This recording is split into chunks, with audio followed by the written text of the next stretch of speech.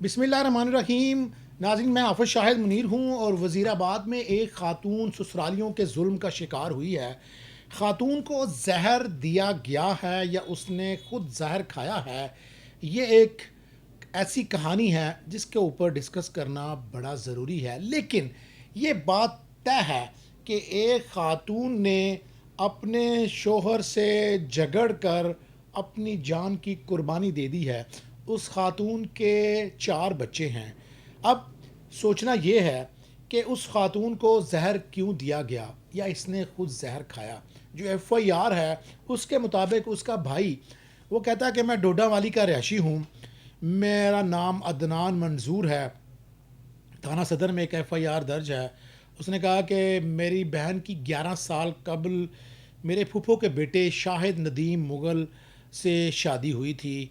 11 साल तक निज़ाम सही चलता रहा। उसके 4 बच्चे हैं जिनकी तस्वीर हम आपको दिखा रहे हैं। बच्चे माशाल्लाह जवान ही हैं, बस 12-13 साल तक बच्चों की उम्र पहुंच चुकी है। इतलात ये हैं कि शाहिद नदीम साहब ने दूसरी शादी की है, जिसके बाद घर में झगड़ा होना शुरू हो गया है। लेकिन ये जो ख़ातून है अदनान की बहन नबीला, जिसकी मौत हो गई है, उसने अपने मरते हुए अपने बयान में, नज़ई बयान में एक स्टेटमेंट दी है।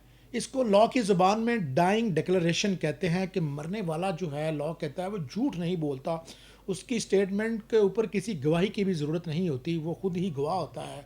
इस खातून ने इल्ज़ाम लगाया है कि इसको गंदम में रखने वाली गोलियां दी गई हैं, इसको जहर दिया गया है। ज़रा इस खातून की पहले बात सुन लें।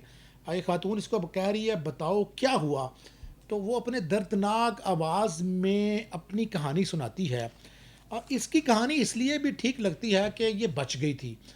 इसने अपने स्टेटमेंट में कहा है कि मेरे साथ ये जुल्म हुआ है लेकिन मैं बच गई हूँ। ज़रा इसको सुनिए, फिर हम इसको डिस्कस करते हैं कि ये सारा वाक़या क्या है।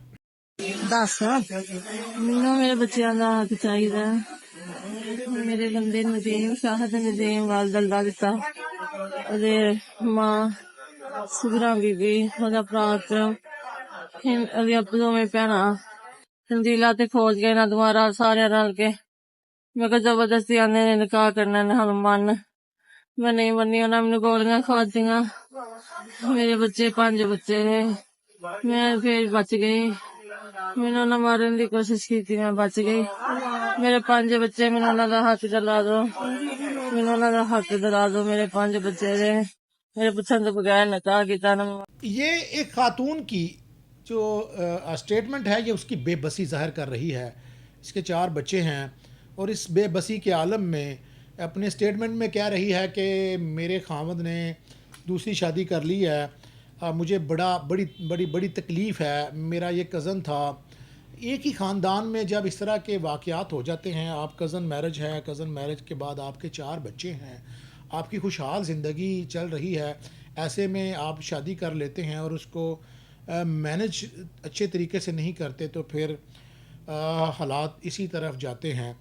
लेकिन अगर ये बात इसकी स्टेटमेंट को खातून की मान लिया जाए और लॉ इसको मान रहा है, यही एफआईआर का मतन है, इसी के बुनियाद पर पुलिस भी इन्वेस्टिगेशन कर रही है, तो ये बड़े अफसोस का मकाम है कि आप एक खातून को इसकी स्टेटमेंट के मुताबिक ये कहती है कि मैं रुकावट थी उसकी दूसरी शादी के अंदर, इसने शादी कर ली थी, मैं रोज़ रुकावट थी, ये रोज़ मुझे कहता था तुझे नहीं छोड़ूंगा।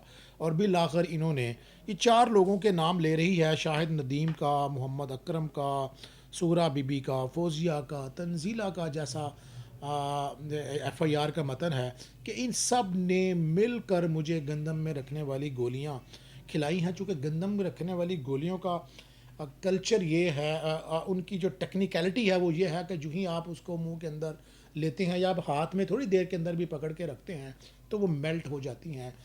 ऐसा लगता है कि इस इल्ज़ाम के मुताबिक बड़ी तेज़ी से इसको गोलियां खिलाई गई हैं और इसको पकड़ के खिलाई गई हैं, जैसा कि ये कह रही है। पुलिस कहती है इसका चेहरा भी इंजर्ड है, जिससे लगता है कि इसको पकड़ा गया और पकड़ कर खिलाई गई हैं। बहरहाल अब ये जो एफआईआर का मतन है या इसकी जो स्टेटमेंट है उसके मुताबिक तो 100% یہ لوگ ملزم ہیں، اور یہ تو پولیس طے کرے گی کہ یہ واقعہ جس طرح خاتون نے بتایا ٹھیک ہے یا نہیں ٹھیک ہے، اس میں کیا نئے شواہد آتے ہیں۔ لیکن ابتدائی جو تفتیش ہے، جو سمٹمز ہیں، اس میں تو یہی بات ثابت ہوئی میڈیکلی بھی کہ خاتون کو جو اس کی موت ہوئی ہے وہ ویٹ پلس سے ہوئی ہے، گندم میں رکھنے والی گولیوں سے ہوئی ہے۔ یہ بڑا زہریلا زہر ہے۔ آپ نے کبھی دیکھا ہو کہ جب وہ چوہا گندم میں رکھنے والی گولی کھاتا ہے، جو کھا لیتا ہے، اس کا تھوڑی دیر میں پیٹ پھولتا ہے اور وہ مر جاتا ہے اور لمحے لیتا ہے۔ انسانی باڈی کا جو کہ اسٹامک اور انسان کا معدہ تھوڑا بڑا ہوتا ہے، وہ 2 3 4 گھنٹے گزار جاتا ہے، اور اگر اس کا معدہ فوری طور پر واش نہ کیا جائے، یہ چونکہ وزیر آباد کا واقعہ تھا، ابتدائی طور پہ ہمیں پتہ چلا کہ وزیر آباد میں اس کو ہسپتال میں لایا گیا، ٹی ایچ کیو میں، تحصیل ہیڈ کوارٹر ہاسپٹل میں اس کا اسٹامک واش کیا گیا، پھر اس کی اسٹیٹمنٹ یہ وزیر آباد کی ہی ہے جو ابھی آپ سن رہے ہیں، اور یہ یہی کہہ رہی ہے کہ میں بچ گئی ہوں، اور اپنے دکھ بھری کہانی سنا رہی ہے۔ پھر اس کو گجرانوالہ میڈیکل کالج میں لایا گیا۔ یہ 23 تاریخ کا واقعہ ہے، 23 اپریل کو، یہ رات کا واقعہ 9 بجے کا، جو اس کا بھائی بتاتا ہے کہ ہم اپنی بہن کے پاس پہنچے ہیں، چونکہ اس کے اندر کوئی دائیں بائیں سے، جس طرح کے عموماً قتل کے کیسز کے اندر کوئی گواہ ڈالا جاتا ہے کہ میں پہنچا تو وہ کھلا رہے تھے، ایسی کوئی سٹیٹمنٹ نہیں۔ اس نے کہا میری بہن کا ہمیں اطلاع ملی ہے ہاسپٹل سے، ہم جا کے ہم نے بہن کو ملے ہیں، تو ہماری بہن نے یہی سٹیٹمنٹ دی ہے جو اس وقت وہ کیمرہ میں ہے، اسی کی روشنی میں پولیس نے مقدمہ درج کیا ہے۔ جیسا کہ میں نے کہا کہ اب جو سٹیٹمنٹ ہے اس کی بڑی ویلیو ہے، ڈائریکٹ ڈکلیریشن کی عدالتیں اسی کے ساتھ جاتی ہیں، اور اگر ایسا ہوا ہے تو یقیناً بڑا خطرناک ہوا ہے۔ لیکن جو سوچنے والی بات ہے وہ یہ ہے کہ پتہ نہیں ہے کہ شاید ندیم دوسری شادی کے بعد کیا بنے گا، اس کے اللہ حالات بہتر کرے، لیکن یہ بات تو طے ہے کہ اس خاتون نبیلہ کے مرنے سے، جس کے اب یہ 4 بچے ہم آپ کو دکھا رہے ہیں، کہ بچے، باپ جیل میں چلا گیا، ماں مر گئی، اور ماں مرتے مرتے یہ الزام لگا گئی یا واقعہ ٹھیک ہوا، اب وہ جو خاندان ہے شاہد کا، یہ جو نبیلہ کے جو ہسبینڈ ہے، جو اس کی فیملی ہے، اس کے سارے لوگ ہی قتل کے کیس کے اندر ہیں۔ اب یہ جو فیملیوں کے فیصلے جو ہوتے ہیں کبھی کبھی وہ اس قدر دور رس نتائج نکالتے ہیں کہ ایک مر گیا، ماں مر گئی، باپ کے خلاف مقدمہ، دادے کے خلاف مقدمہ، پھوپھیوں کے خلاف مقدمہ، دادی کے خلاف مقدمہ، بچے خوار ہو گئے۔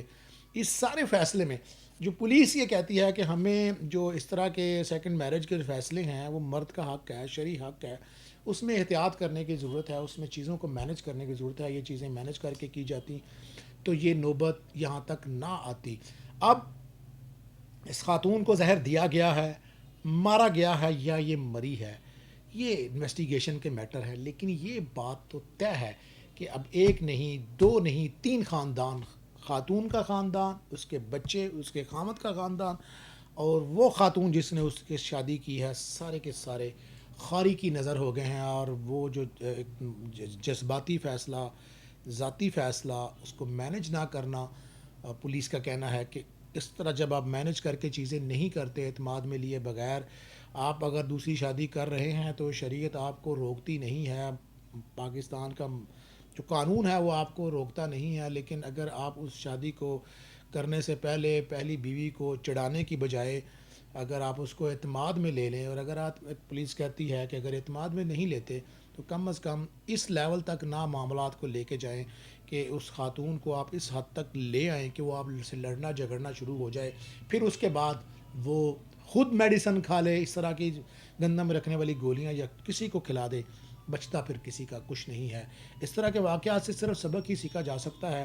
باقی اس واقعے میں کیا ہوا ہے، دیا گیا ہے زہر، زہر کھایا گیا ہے، یہ تحقیق کے تفتیش کے معاملات ہیں جو جلد سامنے آ جائیں گے۔ ابتدائی جو تفتیش ہے اس کے مطابق ایک نبیلہ نامی خاتون کی 4 بچوں کی ماں کی موت ہوئی ہے، اور اس کا ہسبینڈ، اس کا سسر، اور اس کی ساس، اور اس کی نندیں سب کی سب مجرم قرار پائی۔